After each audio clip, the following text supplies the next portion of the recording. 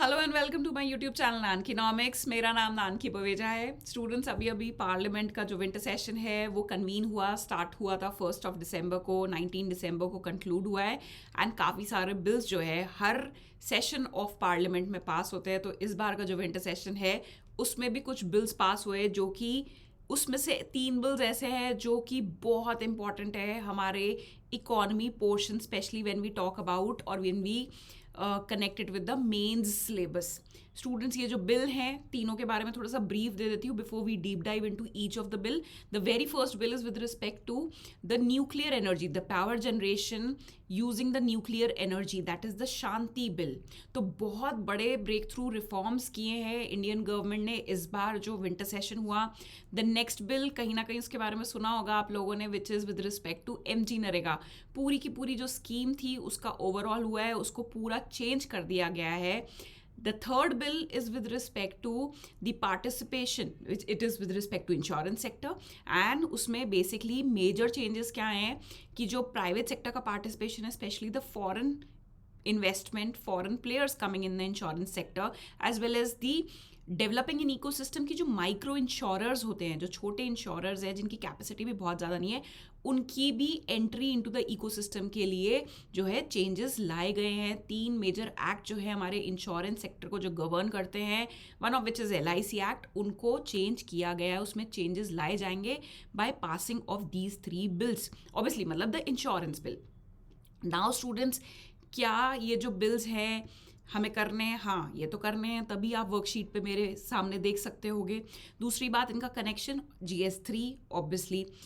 अब ये जो स्टूडेंट्स, मैं आपको इन बिल्स के ऊपर नोट्स प्रोवाइड कर रही हूँ with the help of worksheet, इसके अलावा आपको कहीं से भी और कुछ भी सोर्स रेफर करने की ज़रूरत नहीं है।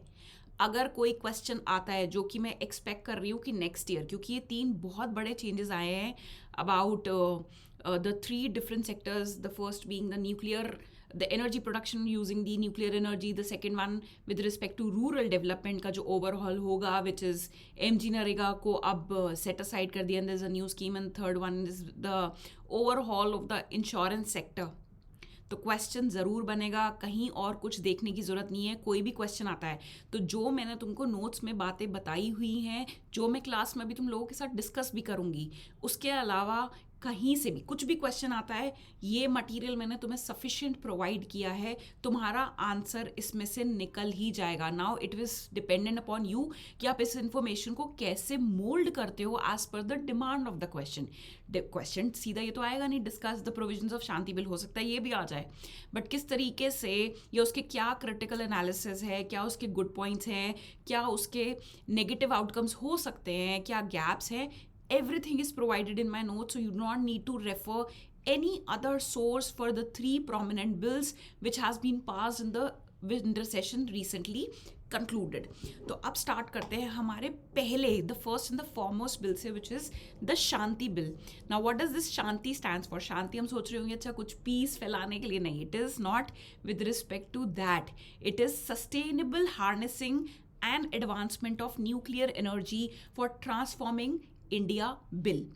अब इसका कंटेक्स्ट समझते हैं पहले। अच्छा, इसको, ये जो बिल है न्यूक्लियर एनर्जी रिफॉर्म सेक्टर में, इसको हम कौन से पार्ट ऑफ द सिलेबस से लिंक करेंगे? तो हमारा जो मेंस का सिलेबस है उसमें हम इसको अपने एनर्जी इंफ्रास्ट्रक्चर के साथ बिल्कुल डायरेक्टली मैप लिंक कर सकते हैं। And eight the same time investment models जो हम पढ़ते हैं अपने इंडस्ट्रियल सेक्टर में, इन्वेस्टमेंट मॉडल्स होते हैं ना, PPP मॉडल्स, जिसमें हम hybrid annuity model, build operate transfer. So investment models is basically public sector and private sector coming together and creating a new infrastructure. तो अभी कौन सा इंफ्रास्ट्रक्चर क्रिएट होने की बात हो रही है? It is the nuclear energy infrastructure, nuclear energy infrastructure. So basically student, ये हमें पता है कि हर इकोनॉमी को, हर देश को, हर कंट्री को बिजली चाहिए होती है, पावर चाहिए होती है। एंड सिर्फ बिजली नहीं चाहिए, बेस लोड पावर चाहिए होती है। ना what do we mean by this word base load power? ये जो टर्म्स है इनको ध्यान से सुना करो जब मैं बता रही होती हूँ क्लास में। So what is this base load power? Base load power का मतलब होता है long term predictable supply, intermittent नहीं कि अभी आ रही है, वी कैन नॉट प्रोजेक्ट कि कल पूरे दिन मेरे पास बिजली की, वो भी हाई वोल्टेज बिजली की सप्लाई होगी कि नहीं होगी। तो अभी तक अगर मैं बात करूं इंडिया में, अगर थोड़े से भी आपको फैक्ट्स एंड फिगर्स पता है इंडिया के बारे में, तो इंडिया में एनर्जी कैसे प्रोड्यूस होती है, क्या रॉ मटेरियल, क्या सोर्स है। हम obviously it is thermal energy, जहाँ पे coal is used as an input. हम न्यूक्लियर एनर्जी को यूज़ करके क्या पावर जनरेट करते हैं? हाँ बिल्कुल करते हैं, लेकिन बहुत ही लिमिटेड कैपेसिटी में जनरेट करते हैं। Now ma'am what is this limited capacity? सिर्फ मात्र 8 gigawatt of energy which is बिजली और power is produced with the help of nuclear, using nuclear energy as a source of power generation। तो ma'am अब इस bill में क्या change आने वाला है? तो चलो पहले थोड़ा सा बैकग्राउंड समझते हैं। तो स्टूडेंट्स, जो न्यूक्लियर एनर्जी से पावर जनरेशन होती है, हमारे इंडिया के लॉज अभी तक ऐसे कुछ कहते थे कि न्यूक्लियर एनर्जी को यूज़ करके पावर जनरेशन का जो राइट है वो सिर्फ और सिर्फ गवर्नमेंट कंपनीज, मतलब पब्लिक सेक्टर अंडरटेकिंग्स के पास था। तो अब जो ये बिल है वो क्या चीज़ को चेंज कर रहा है?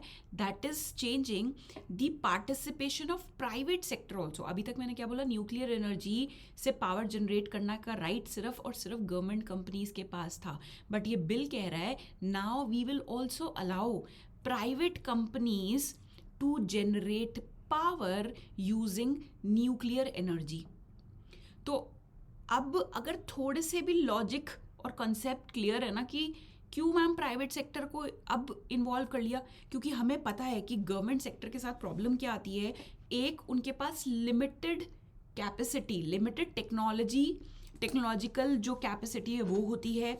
दूसरा, स्लो डिसीजन मेकिंग, तो हमको पता ही है गवर्नमेंट सेक्टर हमेशा से 91 के रिफॉर्म्स भी जब हम पढ़ते हैं ना एनसीईआरटी में, तब भी हम ये पढ़ते हैं कि पब्लिक सेक्टर अंडरटेकिंग्स के साथ सबसे बड़ी प्रॉब्लम क्या है, वहाँ जो डिसीजन मेकिंग है वो बहुत स्लो है। प्लस थर्ड इशू क्या है कि जो ये न्यूक्लियर एनर्जी प्लांट्स जो सेटअप होते हैं फॉर पावर जनरेशन, इनकी अपफ्रंट कॉस्ट बहुत ज़्यादा होती है। अपफ्रंट कॉस्ट मतलब इनको सेटअप करने के लिए बहुत ज़्यादा कैपिटल एक्सपेंडिचर, बहुत ज़्यादा इन्वेस्टमेंट करना पड़ता है। एट द सेम टाइम इनको बनने में, ये जो न्यूक्लियर प्लांट्स होते हैं, न्यूक्लियर एनर्जी प्लांट्स जो होते हैं, इनको बनने में 10 साल लग जाते हैं। ठीक है, तो अब गवर्नमेंट के पास सबसे पहली problem slow decision making, high upfront cost. अब गवर्नमेंट के पास भी तो रिसोर्सेज लिमिटेड है, उन्हें इतनी जगह खर्चा करना है, उनको डैम्स भी बनाने हैं, रोड्स भी बनानी है, डिफेंस इक्विपमेंट भी बनाने हैं, हमारे बॉर्डर्स भी सेफ गार्ड करने हैं, सब्सिडी भी प्रोवाइड करनी है, तो वो क्या क्या करें। सो that is why the bill was brought in. अच्छा, फिर प्रोजेक्ट डिलेज भी होते हैं, क्यों? क्योंकि इतनी ज़्यादा कॉस्ट होती है, अपफ्रंट इन्वेस्टमेंट करनी पड़ती है, बहुत बार प्रोजेक्ट्स को रोकना भी पड़ जाता है।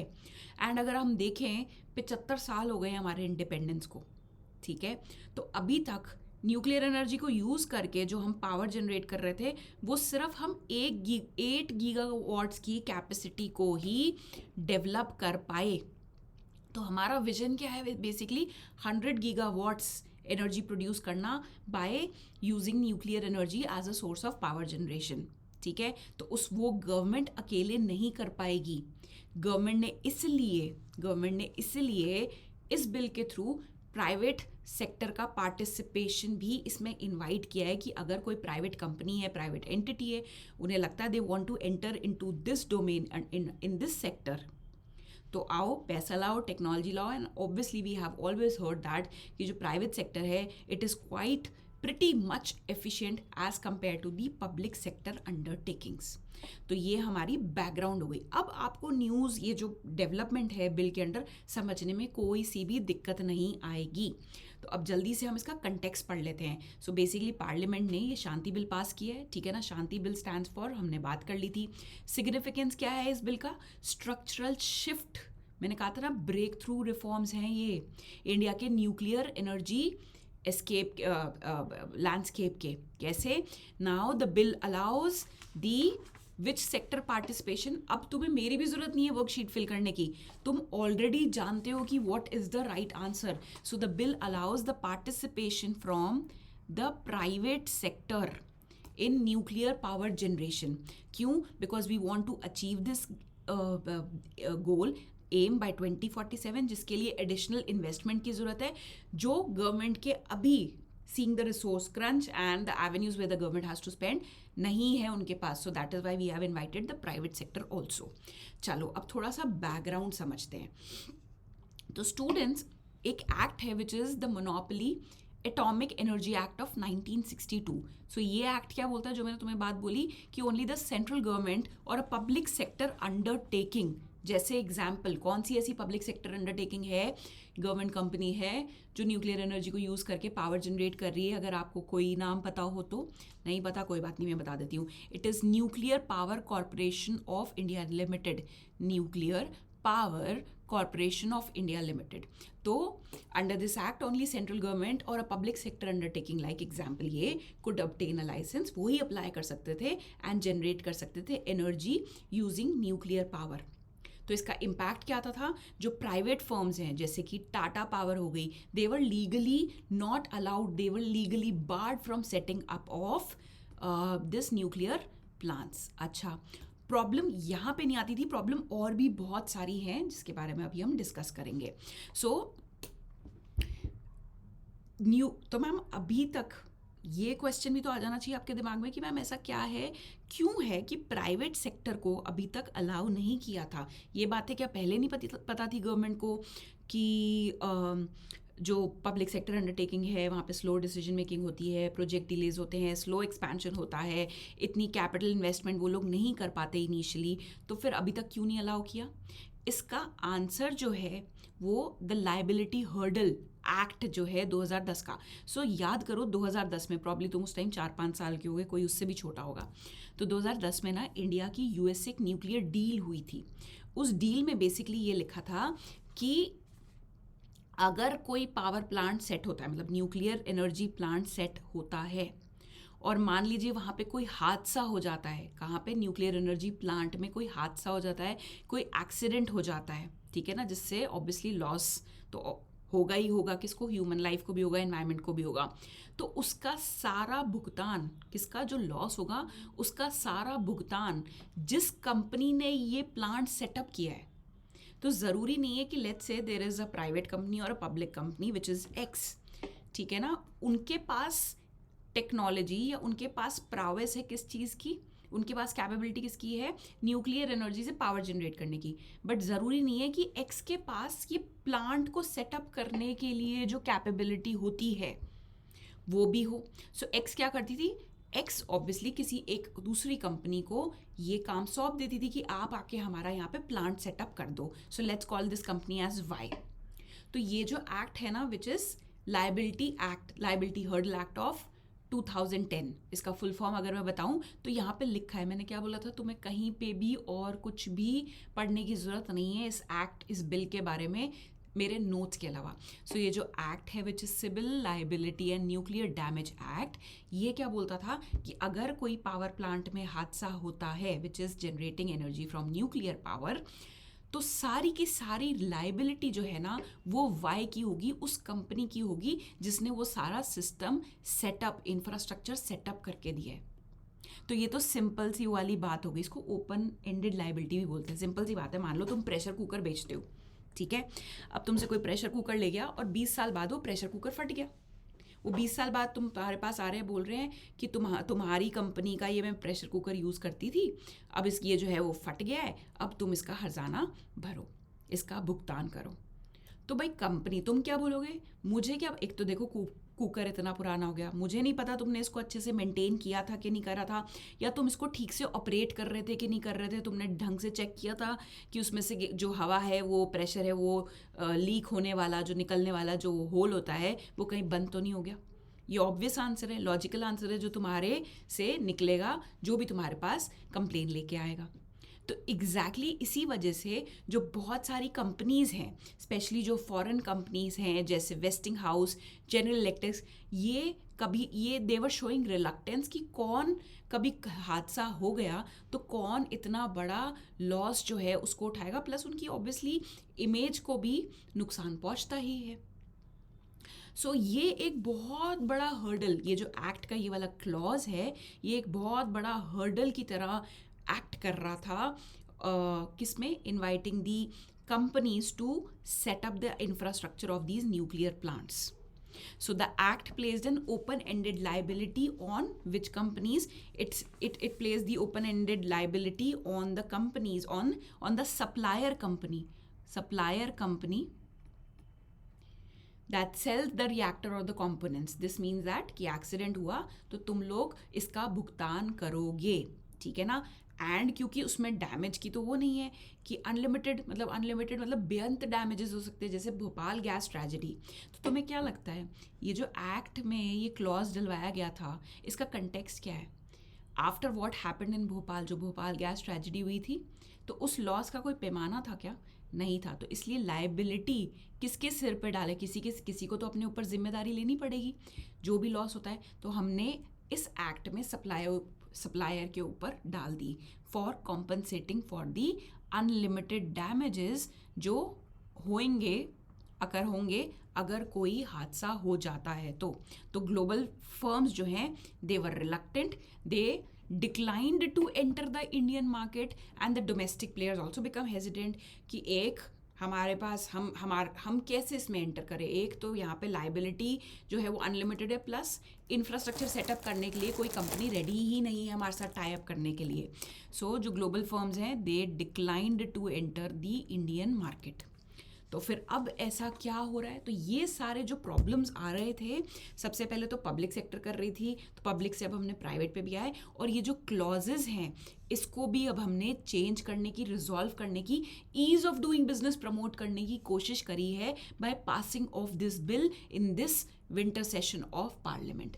तो अब जल्दी से की प्रोविजंस देख लेते हैं. देखो स्टूडेंट्स, बिल के सिर्फ यही प्रोविजंस नहीं है, बिल में बहुत सारे और क्लॉजेज प्रोविजंस होते हैं. क्या हमें सब जानने की ज़रूरत है? नहीं. अब जब तुम खुद से बिल को अप्रोच करोगे, मान लो तुमने वीकली सेशन नहीं देखा होता और खुद से बिल को अप्रोच कर रहे होते, तो बहुत ही ज़्यादा कंफ्यूजिंग, और तुम्हें समझ भी नहीं आता कि इसमें से कौन सी चीज़ें मेरे एग्जाम से मुझे कनेक्ट करनी है, रिलेट करनी है. Now after these notes that I will be giving you, ये सारी प्रॉब्लम सॉर्ट हो जाएगी एज आई हैव प्रॉमिस्ड. इस पे कोई क्वेश्चन आता है, you do not need to look here and there, you do not need to make additional notes on these 3 bills. इसमें से तुम्हारा आंसर निकल आएगा. तो चलो अब की प्रोविजंस देख लेते हैं कि कहाँ पे जो ओवरऑल हुआ है वो कौन से एरियाज में हुआ है. सो सबसे पहला चेंज तो क्या है? The bill amends the 1962 act. ठीक है, क्यों, किसके लिए? To allow non government entities, मतलब private companies, to build, own and operate nuclear power plants. But at the same time government जो है वो जो ओवरऑल रिस्क है किस चीज़ का, जो ये वेस्ट जनरेट होता है, रेडियो एक्टिव वेस्ट जो जनरेट होता है, उसको मैनेज करने का जो जिम्मा है, कंट्रोल है, वो still they are keeping in their hands. Ma'am क्यों ये सारी चीज़, जब बाकी सब चीज़ें प्राइवेट सेक्टर कर रहा था तो ये क्यों नहीं? Keeping in mind the concern with respect to national security and proliferation. Proliferation मतलब आप न्यूक्लियर एनर्जी को नहीं यूज़ कर सकते फॉर प्राइवेट और कमर्शियल पर्पस. तो इस चीज़ पे फिर भी एक चेक्स एंड बैलेंसेस रहे. सो इसलिए while the generation is privatised, आप जनरेट करो प्राइवेट कंपनी हो तो, लेकिन जो न्यूक्लियर फ्यूल साइकिल जो होती है, जहाँ पे न्यूक्लियर फ्यूल साइकिल क्या होती है, पहले तो हम यूरेनियम की माइनिंग करते हैं, फिर उसको एनरिच करते हैं सो दैट उसकी जो एनर्जी फ्यूजन है वो बहुत ज़्यादा अच्छा हो सके, स्ट्रॉन्ग हो सके. एंड जो रेडियो एक्टिव वेस्ट का मैनेजमेंट है उसको गवर्नमेंट ने अपने कंट्रोल के अंडर रखा है. Why? Keeping in mind the national concerns with respect to national security. तो इसमें कुछ टफ लगा? नहीं लगा. क्यों? क्योंकि हमने उसको बहुत ब्रेक करके डिकोड करके पढ़ा. तो अब this ensures the investment liberalization, does not compromise the national security और नॉन प्रोलिफरेशन कंसर्न्स. अब वो लाइबिलिटी वाले इशू का क्या हुआ मैम कि वो जो ओपन एंडेड लाइबिलिटी थी जिसकी वजह से जो बिल्डर्स हैं एनर्जी प्लांट के वो नहीं आ रहे थे, तो उस चीज़ को भी चेंज किया है. अब वो जो लाइबिलिटी सप्लायर की थी, जो कंपोनेंट्स या रिएक्टर सप्लाई करेगा, अब उसको भी शिफ्ट कर दिया है किसके ऊपर? ऑपरेटर के ऊपर। भाई जो कुकर चलाएगा उसकी भी तो कोई जिम्मेदारी होगी। तो वही वाली चीज़ करिए, जो बिल है उसने रिपील कर दिया वो वाला clause under the CLND act of 2010। Liability अब प्राइमरीली किसकी होगी? जो कुकर यूज़ करेगा, मतलब जो ऑपरेटर होगा उस प्लांट का। नाउ दिस प्रैक्टिस, ये जो हमने चेंज किया है, now this has come in parallels in lines with the global convention on supplementary compensation. तो ग्लोबल प्रैक्टिसेस को भी तो हम देखते हैं। तो ग्लोबली हमने जब देखा कि दूसरे देश जो न्यूक्लियर एनर्जी को यूज़ करके पावर जनरेट कर रहे हैं, मैं USA की बात करूं तो 20% of power being generated in their country comes from nuclear energy. France में तो it is as high as 70%। ठीक है, तो वो लोग कैसे मैनेज करते हैं ये सारी चीज़? सो दैट इज़ वेयर हमें पता चला कि वहाँ पे ये लोग लाइबिलिटी को शेयर करते हैं। लाइबिलिटी किसके बीच में शेयर होती है? पहली प्राइम रिस्पॉन्सिबिलिटी जो कुकर यूज़ कर रहा है उसकी है। उसके बाद अगर कोई फिर भी लाइबिलिटी आती है, then it is of the supplier जिसने वो कंपोनेंट्स और रिएक्टर्स सप्लाई किए हैं। अब इस कन्वेंशन के बारे में भी देख लेना, क्यों? क्योंकि ये प्रीलिम्स के लिए इंपॉर्टेंट हो सकती है। किससे रिलेटेड है? This convention on supplementary compensation एक इंटरनेशनल ट्रीटी है, 1997 में स्टैब्लिश हुई थी, साइन करी गई थी, फॉर्म में आई थी, एक्शन में आई थी under the international atomic energy agency that creates global liability regime to ensure prompt compensation for nuclear damage. ठीक है, एट द सेम टाइम जो रिस्क है उसके ऊपर भी कैपिंग, ऐसा नहीं है अनलिमिटेड लाइबिलिटी। तो ऐसे तो कोई इंश्योरेंस करने से भी तो मना कर देगा ऐसे प्रोजेक्ट की। तो एक तो लाइबिलिटी अनलिमिटेड है, इंश्योरेंस मुझे मिल नहीं रही है, तो मैं ऐसे बिजनेस में क्यों घुसना चाहूँगी? तो उस चीज़ को भी यहाँ पे रिजॉल्व किया है। फिर से एक बार क्विकली पॉइंट्स रिवाइज करते हैं। सबसे पहले क्या चीज़? प्राइवेट सेक्टर का पार्टिसिपेशन अब अलाउ कर दिया है। प्रॉब्लम क्या थी? जो हमें पता है PSUs के साथ होती है। फिर उसके बाद ये जो अनलिमिटेड लाइबिलिटी का क्लॉज था, अच्छा पहले तो सप्लायर के ऊपर था, अब वो ऑपरेटर के ऊपर आ गया है। And eight the same time risk को भी एक कैपिंग कर दी है, एक फिक्स लिमिट कर दी है, सो दैट जो इंश्योरेंस कंपनी है ऐसे प्रोजेक्ट्स को इंश्योरेंस सर्विसेज प्रोवाइड कर सके। So it introduces a monetary cap on the operator's liability. Operator की लाइबिलिटी इस लिमिट तक होगी। लेट्स से कोई डिजास्टर, कोई एक्सीडेंट होता है तो एक लिमिट फिक्स हो गई। क्या वो लिमिट मुझे पता होनी चाहिए? नहीं पता होनी चाहिए, बिल्कुल भी नहीं। तो एक limit let's say 1500 crore fix कर दी है। अब इसके ऊपर अगर कोई फिर भी नुकसान का हमको भरना है तो वो क्या सप्लायर भरेगा? नहीं, it will be borne by the government, it will be borne by the sovereign guarantee. Logic बनता है ना, लॉजिकल है ये बात मैम। अब बात सही हुई है, अब ease of doing business promote होगा। अब companies would be incentivized to set up such reactors, such energy power plants in India. तो लॉजिक क्या है भाई? रिस्क है जो वो मैनेजेबल हो जाएगा, कैलकुलेबल हो जाएगा। इससे इंश्योरेंस कंपनीज भी जो हैं they would be encourage to ensure such projects. बिल्कुल सही बात मैम, ठीक है। तो अब जल्दी से एक लास्ट चेंज देख लेते हैं, विच इज़ एक बोर्ड होता है which is atomic energy regulatory board. पहले ये एक सबॉर्डिनेट बॉडी थी under the atomic energy commission. Prelims वाली बात है, ठीक है ना। इसको भी स्टैट्यूटरी स्टेटस दे दिया है। क्यों स्टैट्यूटरी स्टेटस दे दिया है? सो दैट ये रूल्स एंड पॉलिसी बना सके to govern this particular sector, so that it can act as a regulator. जब तक आप उसे पावर नहीं दोगे तो इंडस्ट्री में जितने भी प्लेयर्स हैं उसकी बात क्यों मानेंगे? तो सबसे पहले तो इसको पावर ग्रांट करी, इसको स्टैट्यूटरी स्टेटस दे दिया, ठीक है। उससे क्या होगा? इसको राइट मिल जाएगा, जो मैंने बोला, to frame policies, to control and to fine and penalize those who does not adhere to the standards। ठीक है।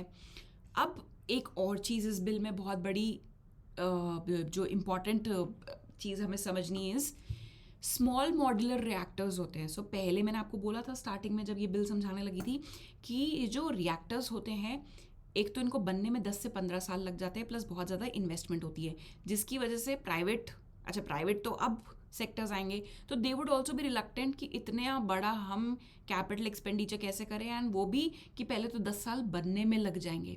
तो पहले क्या था कि अगर न्यूक्लियर पावर प्लांट बनाना है इंडिया में तो उसकी मिनिमम कैपेसिटी कितनी होनी चाहिए थी? 1000 मेगावाट। तो 1000 मेगावाट का एनर्जी प्लांट बनाने के लिए टाइम एंड पैसा दोनों लगता था। गवर्नमेंट ने इसको भी चेंज किया है कि भाई हम छोटे पावर प्लांट सेटअप करने की भी परमिशन देते हैं। अब जो छोटे पावर प्लांट्स होंगे वो जल्दी से सेटअप हो जाएंगे, ठीक है, पैसे भी कम लगेंगे, और इससे क्या होगा, अल्टीमेटली हमने हर वो स्टेप लिया है जिससे हम प्राइवेट सेक्टर का पार्टिसिपेशन, चाहे विद इन इंडिया या कोई बाहर से आके फॉरेन कंपनी कर रही हो, वो हम प्रोवाइड कर सके सो दैट वो सेटअप हो, ताकि हम न्यूक्लियर एनर्जी यूज करके पावर जनरेशन करें। So bill creates a further pathway for small modular reactors which are up to 300 megawatts to be set up. Small modular reactors, तो ये इसको तुम यहाँ पे पढ़ लेना, ठीक है।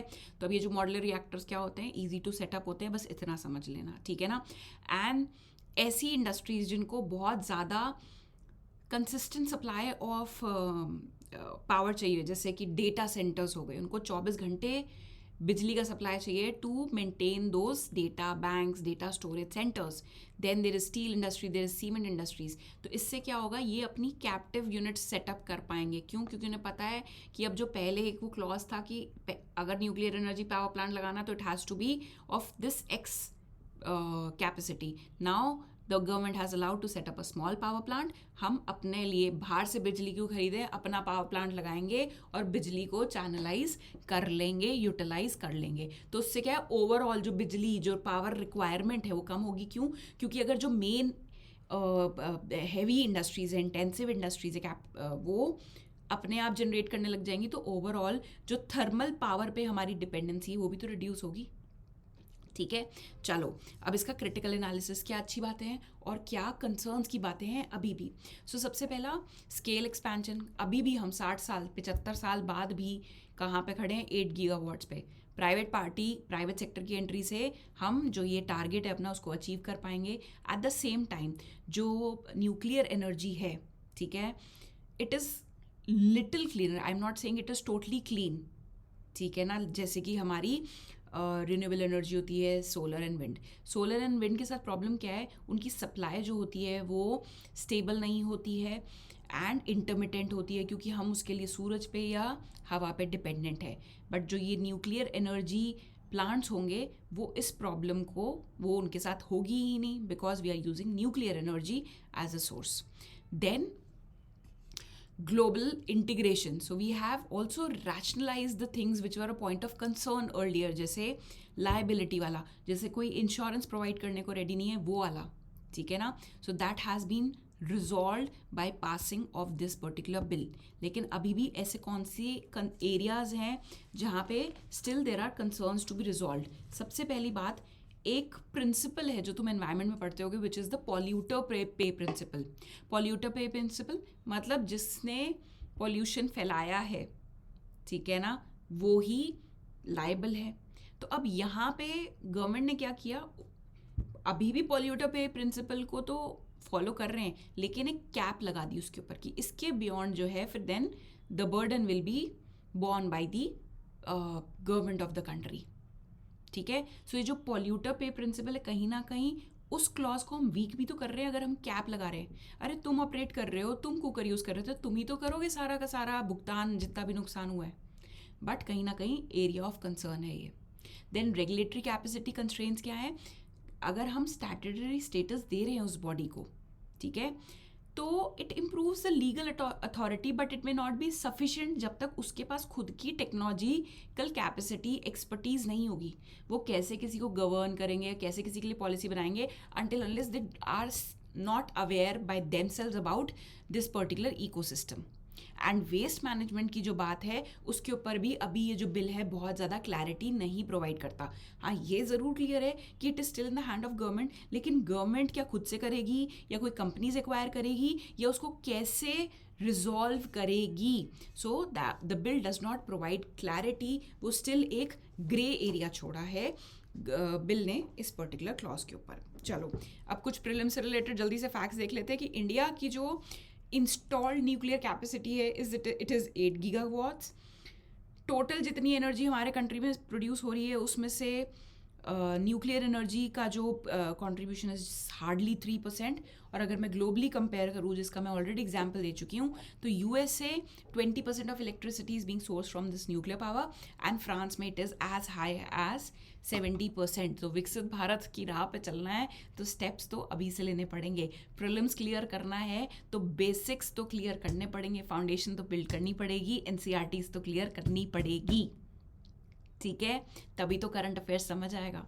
चलो, moving on to the next bill for the day, which is the replacing the MG NREGA. So bill stands for VB Ram ji bill, VB Ram ji bill.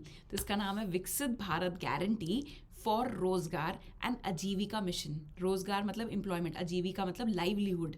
So VB Gram ji bill 2025।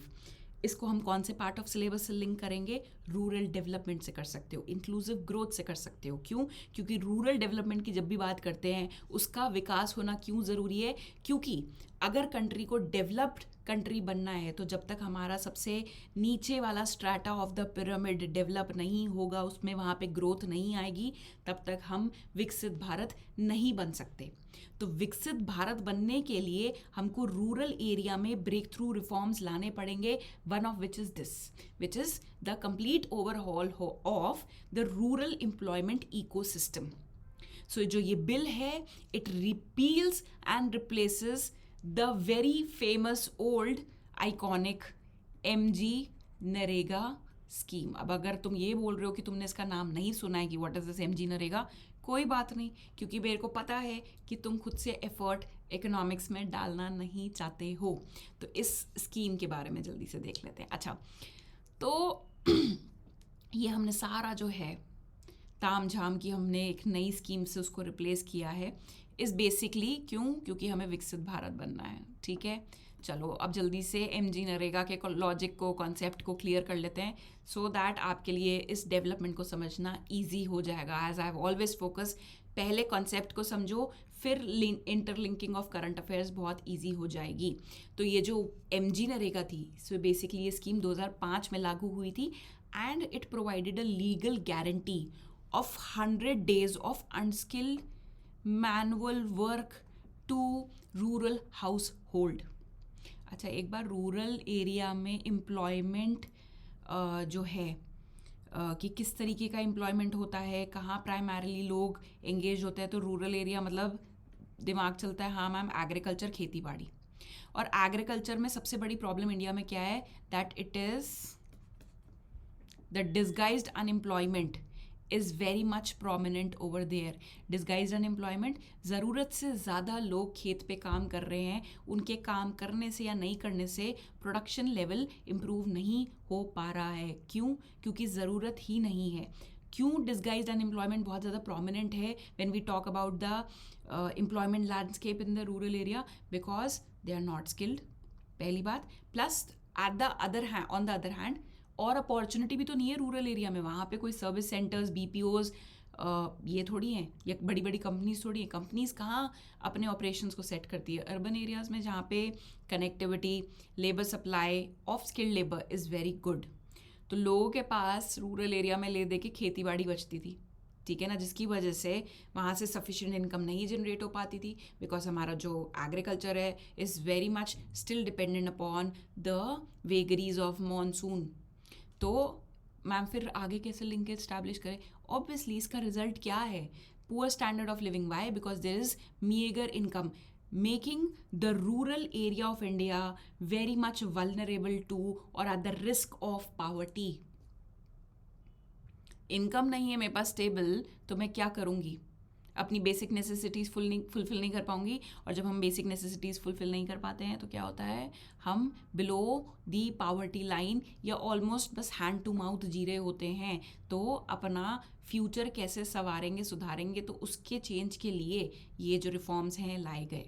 तो जो MG नरेगा है वो क्या बेसिकली लीगल गारंटी प्रोवाइड करती थी to the adults of the rural area, कि आपको कहीं काम मिले ना मिले, हम आपको 100 दिन का तो गारंटी देते हैं कि आपको हम काम देंगे। कौन हम? मतलब गवर्नमेंट देगी। तो गवर्नमेंट उस लेबर को कहाँ यूज़ करती थी? जैसे रोड्स बनाने में, वहाँ पे कोई ट्यूबवेल कंस्ट्रक्ट करना है, तो रूरल एरिया का जो इंफ्रास्ट्रक्चर है उसको डेवलप करने के लिए गवर्नमेंट लेबर को यूज़ करती थी। तो मैम फिर उसमें प्रॉब्लम क्या थी? प्रॉब्लम ये आ रही थी स्टूडेंट्स, यहाँ पे जो फंडिंग पैटर्न था ना, वो थोड़ा सा एक प्रॉब्लम या एरिया या कंसर्न एरिया ऑफ कंसर्न था।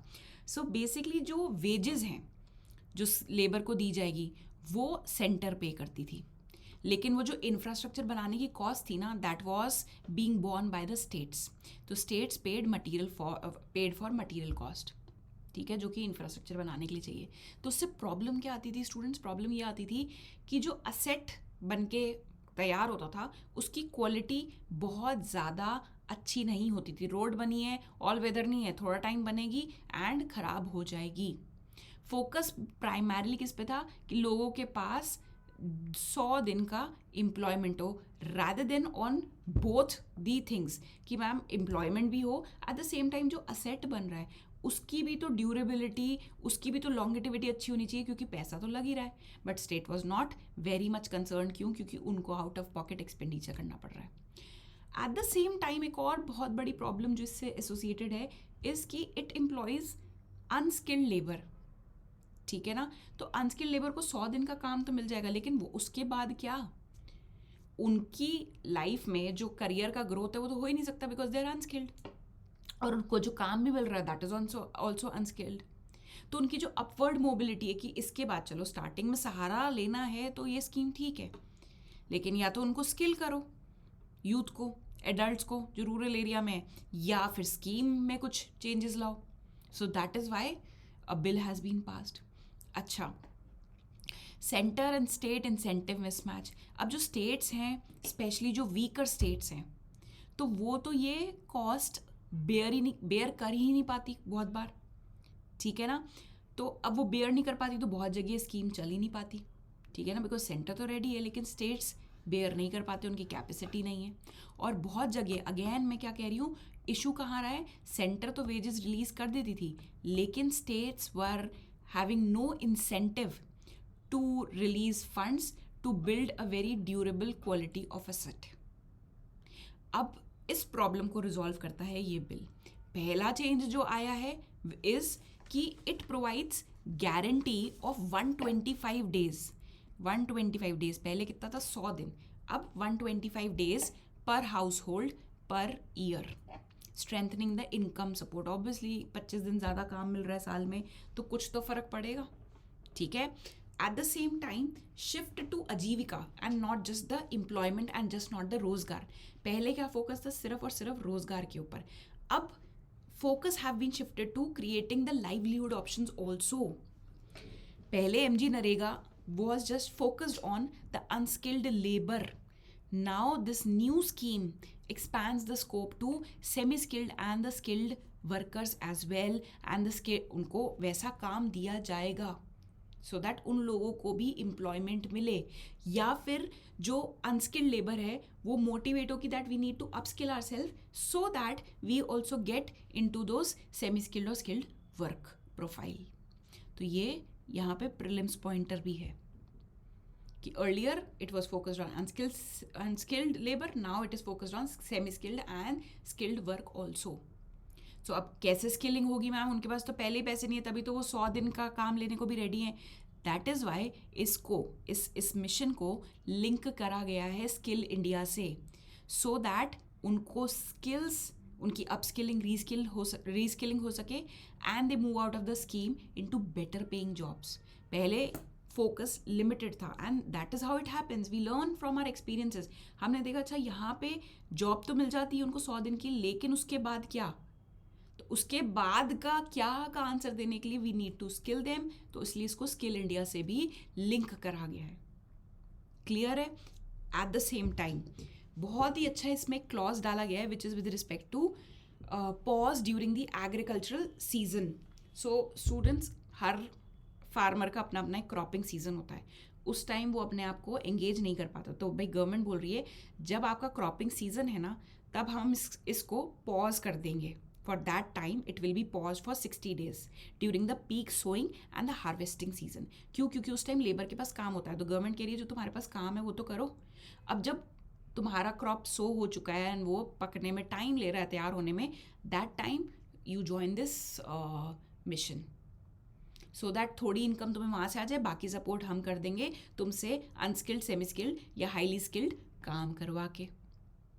तो seasonal pause for agricultural labor. So during peak season, the state governments will notify in advance कि हमारे स्टेट में इस एरिया में ये सीजन का टाइम है, तब ये जो वर्क है उसको सस्पेंड कर दिया जाएगा. किसका? इंफ्रास्ट्रक्चर क्रिएशन का. क्यों? टू इंश्योर, लॉजिक है, to ensure agricultural labour availability during the peak farming operations.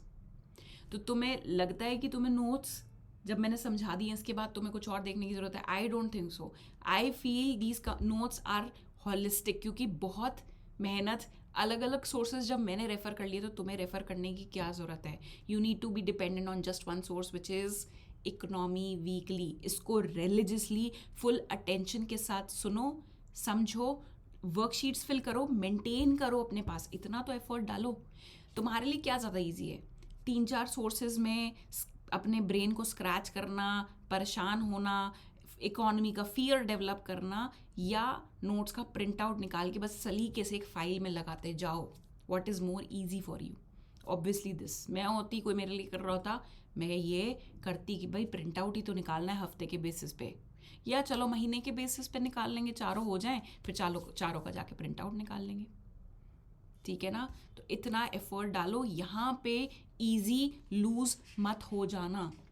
So where are we shifting from demand driven to budget capped employment. MG NREGA जो था ओपन एंडेड था, डिमांड ड्रिवन था. ठीक है ना?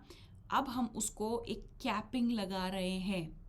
एक्सपेंडिचर, अच्छा पहले सारा खर्चा, सारा जो बर्डन था वो प्राइमरीली सेंटर के ऊपर था, but now it is being shared with the states. States के ऊपर पहले भी था, लेकिन they were very much hesitant, they were very much reluctant. At the same time एक और नई चीज़ इसमें इंट्रोड्यूस करी गई है, विच इज़ जितना भी इंफ्रास्ट्रक्चर क्रिएट हो रहा है ना, उसकी मैपिंग के लिए, उसका रिकॉर्ड मेंटेन करने के लिए एक विकसित Bharat national rural infrastructure stack बनाया जाएगा, जिसमें सारा हिसाब किताब रखा जाएगा कि यहाँ पे वर्क स्टार्ट हुआ था और ये जो प्रोजेक्ट है ये स्कीम के अंडर डेवलप हुआ है एंड सक्सेसफुली कंप्लीट हो गया है. उससे क्या फ़ायदा होगा? उसको हम गति शक्ति से लिंक कर पाएंगे. गति शक्ति में क्या था? बेसिकली हम स्पीड बढ़ा रहे थे मिनिस्ट्रीज़ की for completion of different projects which could provide greater logistics efficiency, logistics connectivity to the country. तो जब यहाँ पे इंफॉर्मेशन इकट्ठी होगी तो जो गति शक्ति है, जो प्लान है नेशनल मास्टर प्लान, तो उसको हम लिंक कर पाएंगे कि अच्छा ठीक है, अंडर दिस प्लान अभी A to B स्ट्रेच तक तो हो गया, लेकिन B से C को कनेक्ट करने के लिए वी स्टिल नीड रोड्स. तो वहाँ पे हम क्या करेंगे? ये मिशन को, स्कीम को लॉन्च कर देंगे. यहाँ पे हम इफ़ेक्टिवली यूटिलाइज कर पाएंगे लेबर को. ठीक है भाई, जब हमने पैसे भी देने हैं, वेजेस भी देनी है, लोगों को एम्प्लॉयमेंट भी देनी है, तो हम उसको क्यों ना सलीके से यूटिलाइज करें, जिससे उनके लिए भी ये विन विन सिचुएशन हो और हमारे लिए भी. अब इसमें प्रॉब्लम क्या है, गुड पॉइंट्स क्या हैं और बैड पॉइंट्स या नेगेटिव्स क्या हैं? First, definitely asset quality will be improve now, क्योंकि स्टेट अब जो है कॉस्ट शेयर करेगी. It will discourage wasteful expenditure and promote durable infrastructure. Eight the same time उसकी मैपिंग भी हो रही है कि कहाँ पे इंफ्रास्ट्रक्चर क्रिएट हुआ है. स्किल अपग्रेडेशन के लिए गवर्नमेंट एफर्ट डाल रही है सो दैट अपवर्ड मोबिलिटी मिल सके लेबर को. And last is stronger income buffer. भाई पहले 100 दिन थे, अब 125 दिन का जो है हम उनको रोज़गार प्रोवाइड कर रहे हैं. तो आप अपने एग्रीकल्चर क्रॉपिंग करने से जो भी कमाते हो ओवर एंड अबव दैट 125 दिन हम आपको आजीविका, लाइवलीहुड, रोज़गार प्रोवाइड कर रहे हैं. प्रॉब्लम कहाँ आ रही है? डाइल्यूशन ऑफ राइट की. MG NREGA provided a statutory justiciable right to work, but now this VBG Ram shifts the frameworks towards mission mode program. इसको मिशन की तरह देखा जा रहा है rather than एक statutory backing की तरह. ठीक है, तो अब उससे कुछ कंसर्न्स निकल के आते हैं, विच इज़ कि क्या अभी भी जो एम्प्लॉयमेंट है वो लीगली इन्फोर्सेबल राइट होगी जो कि MG नरेगा में थी, या it will be dependent upon the government चाहती है, हम गवर्नमेंट की इच्छा अनुसार होगा, या हम अभी भी इसको लीगली इन्फोर्स करा सकते हैं कि भाई हमको 100 दिन का 125 दिन का काम कहीं से भी ला के दो। अच्छा, फिर दूसरा कंसर्न, जो रिच स्टेट्स हैं जिनका GSDP gross state domestic product is good, वो तो ये एक्सपेंसेस बियर कर पाएंगे प्रोजेक्ट कॉस्ट की, but what about the weaker states? वो वीक है। अच्छा, और सबसे ज़्यादा ज़रूरत भी कहाँ है स्कीम की? जो स्टेट्स वीक है। ठीक है, मैंने क्या बोला? सबसे ज़्यादा ज़रूरत भी कहाँ है स्कीम की? जो स्टेट्स वीक है। अब वो वीक हैं, हम मान रहे हैं, तो फिर वो कैसे ये जो कॉस्ट है उसके लिए अलग से पैसे प्रोवाइड या फंड्स प्रोवाइड कर पाएगी? तो वहाँ पे प्रॉब्लम आएगी। And administrative capacity at panchayat level, so basically skilled work को एक्सपैंड करना एंड जो असेट की कॉम्प्लेक्सिटी डिमांड्स, ये skill expansion and both of this asset, good quality asset creation requires very meticulous planning. ठीक है, and as well as monitoring. तो monitoring तो हम कर रहे हैं, बट जो प्लानिंग है, अगेन क्योंकि हमारे यहाँ पे डेलीगेटेड लेजिस्लेचर है, ठीक है ना, तो we are not very sure कि हाउ इफेक्टिवली जो पंचायत लेवल की एडमिनिस्ट्रेटिव कैपेसिटी है, how much effective it is. तो ये हो गए आर्ग्यूमेंट्स अगेंस्ट इट। तो हमने 2 बिल्स कवर कर लिए, इतने इंपॉर्टेंट बिल्स जो अगले साल मैं तो बेट कर रही हूँ कि अगले साल ही इसमें से पेपर आएगा। अगले साल नहीं आता क्वेश्चन तो 2027 में तो 100% इसके ऊपर। मैं तो 2026 में ही कह रही हूँ, क्योंकि ये बहुत बड़े रिफॉर्म्स हुए हैं इंडिया के डिफरेंट सेक्टर्स को लेके। चलो आगे वाले बिल पे चलते हैं, which is with respect to Sabki Bima Sabki Raksha bill. अब ये syllabus mapping, insurance sector, service industry से भी देख सकते हो, government policies and intervention, Indian economy, mobilisation of resources. ठीक है, कि हम रिसोर्सेज कहाँ से मोबिलाइज कर रहे हैं। ये बिल बेसिकली इसका कंटेक्स्ट सेट कर देती हूँ। तो ये जो बिल है क्यों लाया गया? क्योंकि एक सबसे बड़ी बात रीज़न इज़ कि इंडिया में जो इंश्योरेंस पेनिट्रेशन है, इंश्योरेंस पेनिट्रेशन का मतलब हम लोग कितना प्रीमियम पे करते हैं as a percentage of GDP is very low as compare to the global average. At the same time bill also increases the investment limit from the foreign players. अभी तक 74% allowed था FDI in the insurance sector, but now with the passing of this bill, that limit of foreign investment under the insurance sector has been increased to 100%.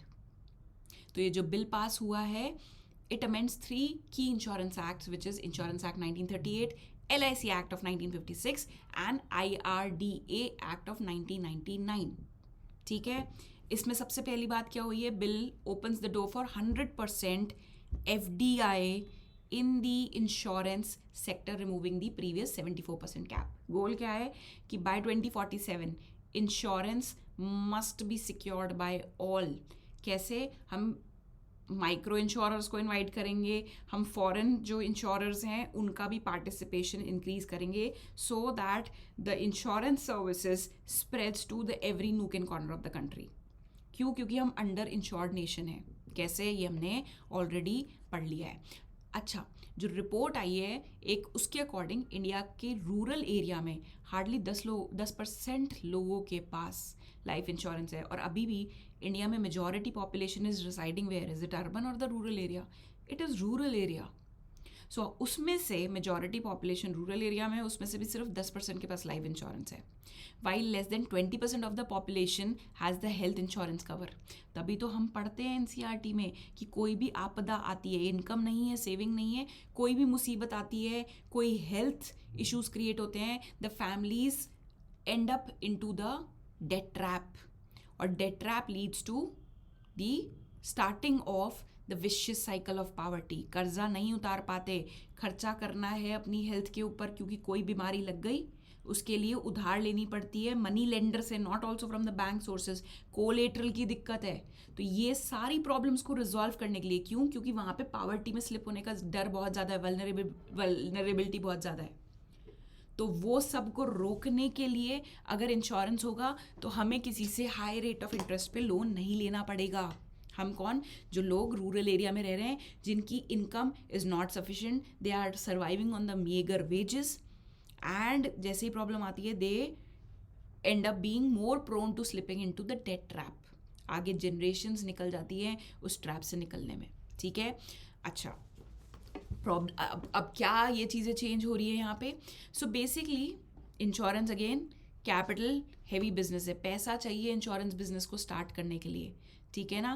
तो Indian companies often struggle to infuse enough of capital, but अब now since foreign investment has now been the limit has been increased, तो it can definitely change the landscape of insurance sector in India. क्या major changes आए हैं? 100% FDI. ठीक है. इससे global players जैसे ING, जैसे अलायंस, जैसे एक्सा, ये अब जो है इंडिया में अपनी सब्सिडरी भी सेटअप करके इंश्योरेंस सर्विसेज प्रोवाइड कर सकते हैं.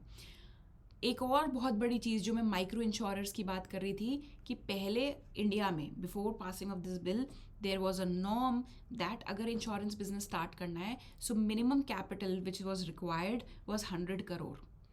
अब इंश्योरेंस बिजनेस वैसे ही रिस्की है, कैपिटल इंटेंसिव है, उसमें भी 100 करोड़ पहले लाएं फिर बिजनेस स्टार्ट कर पाएंगे.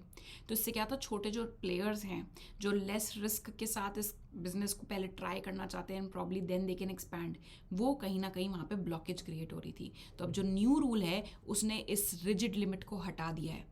तो अब जो नई लिमिट है वो जो इंश्योरेंस सेक्टर का regulator which is insurance regulatory and development authority of India, they will announce कि what will be the lower requirements. इससे फ़ायदा जो माइक्रो इंश्योरेंस है या जो रीजनल इंश्योरेंस है, इंश्योरर्स हैं, उनका जो पार्टिसिपेशन है वो इंक्रीज होगा. तो अल्टीमेटली हमारा गोल क्या था? गोल ये है कि रूरल एरिया में जो इंश्योरेंस पेनिट्रेशन है, and in fact for that matter all over India level पे जो इंश्योरेंस का पेनिट्रेशन है वो इंक्रीज करना है.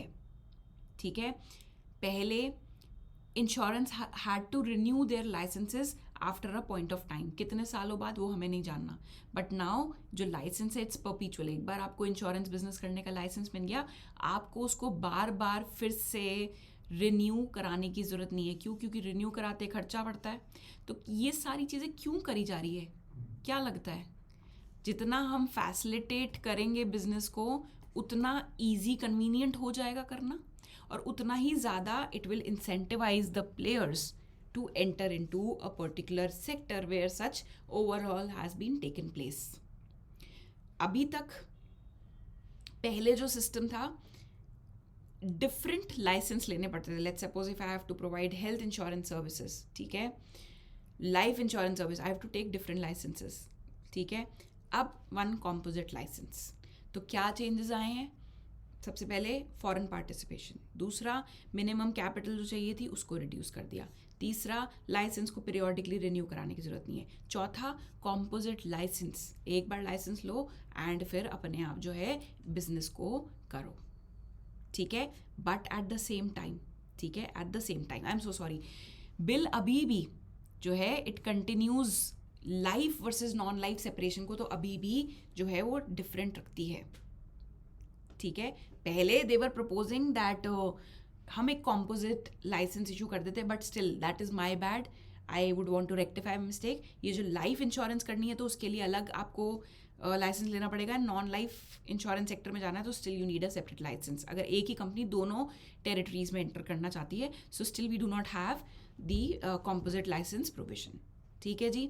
चलो, moving on to the last news for the day which is with respect to global value chain. सो ग्लोबल वैल्यू चेन के ऊपर एक रिपोर्ट आई है which is being release by World Trade organisation and the Asian development bank.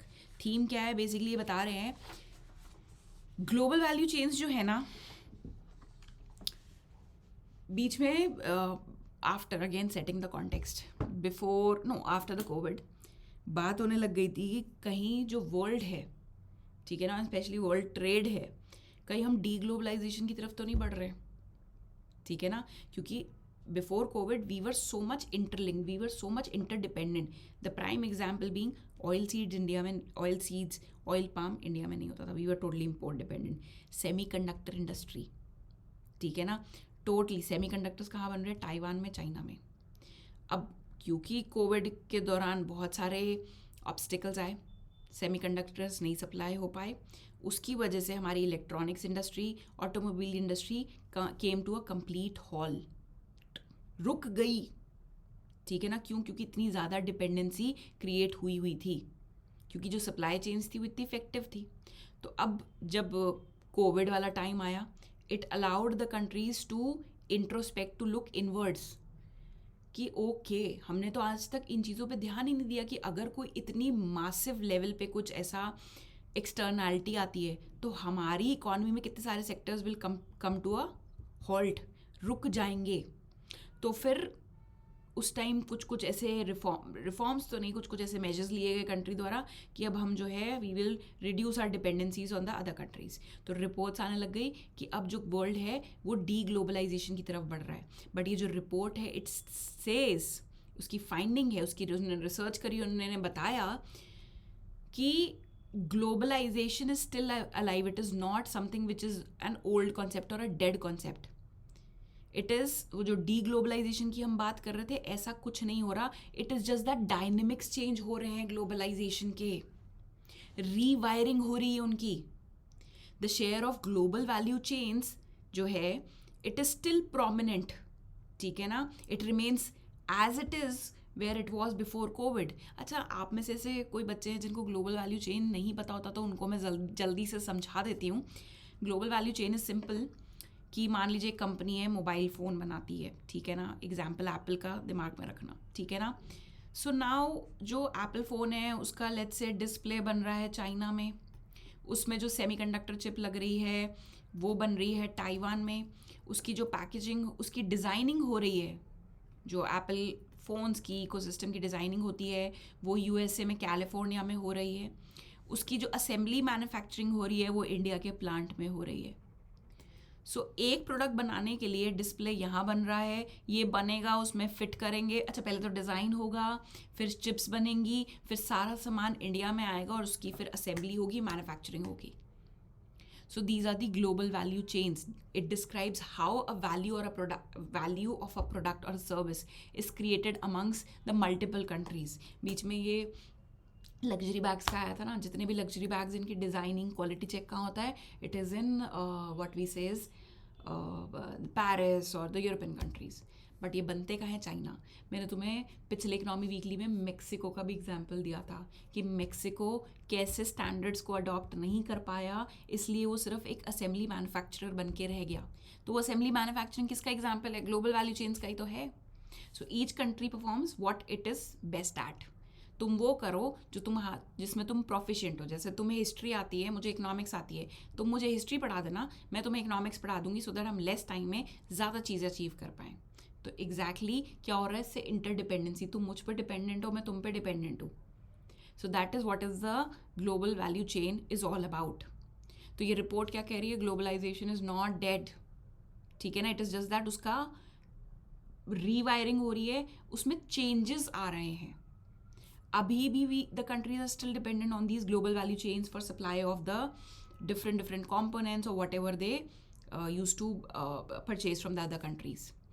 Eight the same time जो trade in services है, services का भी तो ट्रेड होता है, इंडिया तो चैम्पियन है सर्विस एक्सपोर्ट में, that is growing faster than the trade in goods. तो अब ये लाइन तुमने यहाँ पढ़ी, तो मैम इसको कैसे यूज़ करेंगे? You never know. कोई प्रीलिम्स में क्वेश्चन आया है जहाँ पे एक्सटर्नल सेक्टर की बात हो रही है, बैलेंस ऑफ पेमेंट की बात हो रही है, करंट अकाउंट बैलेंस की बात हो रही है, तो वहाँ पे लिखा है trade in goods is more then trade in services. तो मैं पता होना चाहिए कि नहीं भाई, मैंने डायरेक्टली नहीं पढ़ा, लेकिन मैंने इनडायरेक्टली पढ़ा था कि trade in services is more than, ये तो शुरू से ही पता था। With respect to India also, हम सर्विसेज ज़्यादा एक्सपोर्ट करते हैं एज कम्पेयर टू गुड्स, ठीक है।